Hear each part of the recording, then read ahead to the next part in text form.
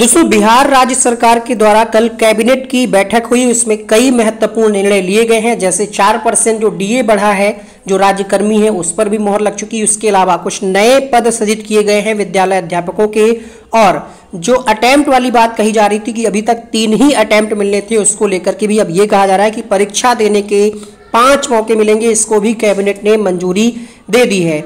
यानी टीआरई 4 में भी आपको अच्छी खासी मात्रा में वैकेंसी देखने को मिलेगी।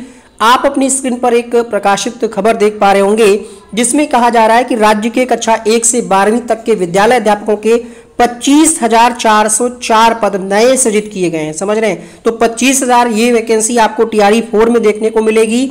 और जो इधर बची हैं पद टीआरई 3 में और टीआरई 2 में, उनको मिला करके, ठीक है, टीआरई 4 में लगभग 40 से 50,000 पदों पर आपको वैकेंसी देखने को मिल सकती है। कक्षा 1 से 5 के लिए 11,039, 11-12 के लिए 4,074, 9-10 के लिए 4,316, 6 से 8 के लिए 5,957 पद सृजित किए गए हैं। इसमें कुछ नए विषयों के पद सृजित हुए हैं। इन नए सृजित पदों पर नियुक्तियां होंगी। इसी तरह बिहार राज्य विद्यालय अध्यापक संशोधन नियमावली 2024 को स्वीकृति दे दी गई है। इसके तहत विद्यालय अध्यापक की परीक्षा देने के 5 अवसर कर दिए गए हैं। इससे पहले 3 अवसरों का प्रावधान था। शुक्रवार को हुई राज्य कैबिनेट की विशेष बैठक में इसकी मंजूरी दी गई है। कैबिनेट में कुल 108 एजेंडों पर मुहर लगी है। इसके अलावा राज्य कर्मियों का जो लोग यानी ज्वाइनिंग कर चुके हैं, उनकी सैलरी 2,000 रुपये बढ़ चुकी है। जब रिजल्ट आया था तब डीए 42% था आई थिंक, फिर 4% बढ़ा, 46% हो गया और अभी 50% डीए हो चुका है। ठीक है, तो अब सैलरी में लगभग जो लोग टीआरई 1 में चयनित हुए होंगे उनकी सैलरी 2,000 बढ़ गई है। बहुत सारे लोग ये कह रहे थे कि बिहार में कम सैलरी है, कम सैलरी है। तो अभी ये परिवीक्षा पीरियड चल रहा है, 2 साल तक चलेगा। उसके बाद सैलरी और बढ़ेगी, इंक्रीमेंट भी लगेगा।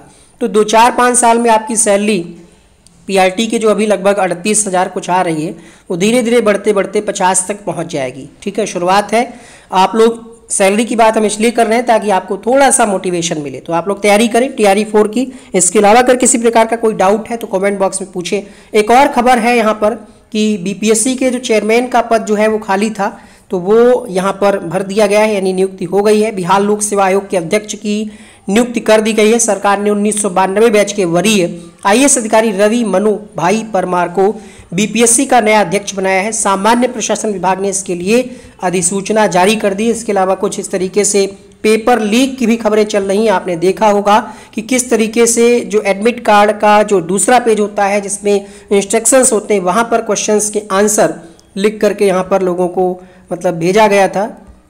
और यहाँ पर इस तरीके से 11-14 पर आंसर की जारी हुई है। ऑल बैच यहाँ पर लिखा हुआ है, कुछ नंबर भी हैं। शायद इन नंबर पर अगर कार्रवाई की जाए सरकार के द्वारा तो कुछ इस पर कार्रवाई मतलब इस पर पता लगाया जा सकता है कि कहाँ तक ये गिरोह एक्टिव था। कुछ इस तरीके से आप अपनी स्क्रीन पर देख पा रहे होंगे। इस तरीके से यहाँ पर पेपर लीक हुआ है। सेकेंड शिफ्ट यहाँ पर लिखा हुआ भी है। और टाइमिंग की बात करें तो 12:01 पे ये पेपर का स्क्रीनशॉट आप देख पा रहे होंगे। 15/3/2024 यहाँ पर डेट भी लिखी हुई है। ठीक है, तो पूरा प्रूफ है। अब इस पर देखते हैं बीपीएससी क्या परीक्षा को रद्द करता है, क्या कुछ होता है। संबंध में जैसे ही कोई नोटिस आएगी आपको सूचित किया जाएगा।